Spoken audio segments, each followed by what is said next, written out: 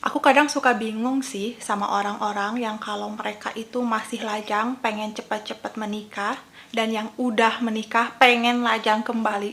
Kenapa sih sebenarnya mereka seperti itu? Kalau menurut aku pribadi ya, orang-orang yang belum menikah dalam artian mungkin mereka masih single atau memiliki seorang kekasih. Kenapa sih mereka pengen cepat-cepat nikah? Yaitu tadi satu karena cinta. Jadi cinta itu emang bener ya bikin buta dan tuli, tak melihat dan tak mendengar.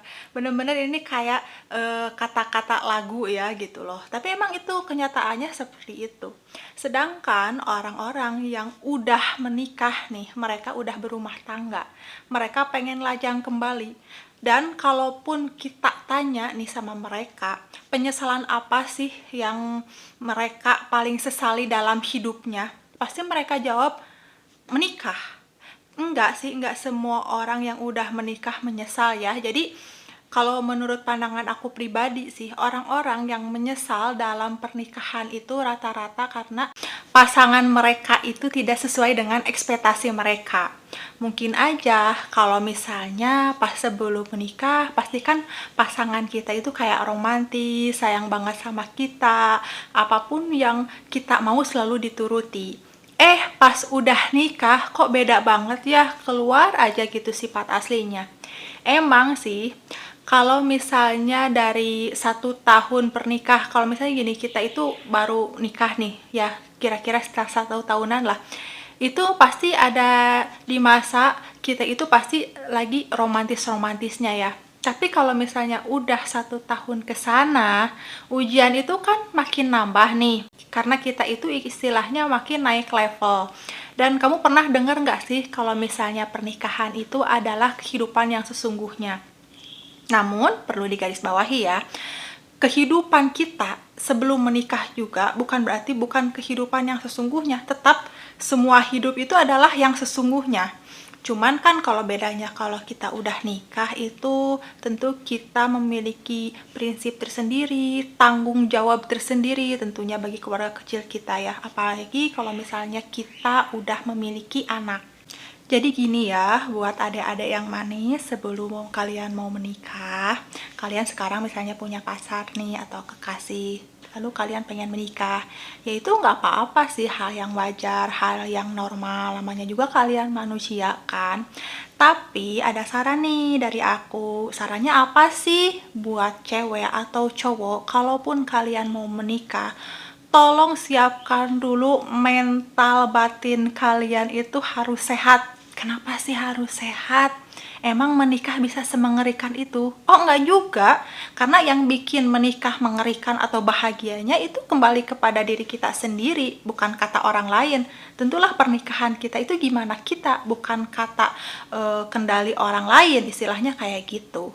Yang pertama, kalian harus menyiapkan mental batinnya secara sehat dulu ya. Lalu yang kedua apa? Kalian harus memiliki finansial yang mumpuni. Apalagi kalau misalnya kalian itu bukan pewaris, tapi malah perintis. Bayangin aja dulu kayak gitu ya. Jadi finansial itu penting dalam sebuah pernikahan. Jadi apa ya ibaratnya? Ginilah, kita kalau udah nikah itu nggak cukup cuman dengan pelukan, dengan cinta, kehangatan, dan kasih sayang. Secara realistisnya kita sebagai manusia, makhluk sosial, kita pasti selalu butuh uang untuk membeli barang yang kita inginkan atau kebutuhan kita sehari-hari. Jadi 2 poin itu harus kalian penuhi terlebih dahulu. Kalian jangan sampai menikah terburu-buru hanya karena cinta. Tetapi coba cek dulu apakah diri kalian udah siap menghadapi ujian berikutnya. Loh, kalau misalnya kalian berpikir, lah kok nikah ujian? Gini deh, hidup ini ya mau nikah atau enggak tetap itu ada yang namanya ujian. Ujian itu tujuannya buat apa sih? Tentu ya untuk menjadikan diri kita sebagai pribadi yang lebih baik lagi, supaya kita lebih dewasa lagi, lebih bijaksana lagi dalam menjalankan hidup ini. Jadi menikah itu bukan soal tentang cinta ya, tetapi tentang komitmen dan tanggung jawab. Kalian sebelum menikah harus menjaga dulu mental kalian supaya sehat dan kuat untuk kedepannya. Lalu finansial kalian juga harus tercukupi terlebih dahulu supaya di kemudian hari kalian nggak semporotan masalah finansial yang ujung-ujungnya akan beralih ke masalah kesehatan mental karena kalian kekurangan secara finansial. Akibatnya ribut terus, stres, dan lain sebagainya. Dan pesan aku buat yang udah nikah ya, yang sekarang mereka pengen lajang kembali. Pernikahan itu kan sakral, nggak bisa yang namanya pernikahan itu dipermainkan. Kalian menikah secara otomatis itu dengan pilihan kalian sendiri. Jadi baik dan buruknya seharusnya kalian udah tahu dong sebelum menikah. Tapi emang sih ya rata-rata kalau misalnya kita masih pacaran pasti yang baik-baiknya aja terus yang diliatin. Yang buruknya diumpetin tuh. Takutnya nih pasangan kita nggak mau nih sama kita.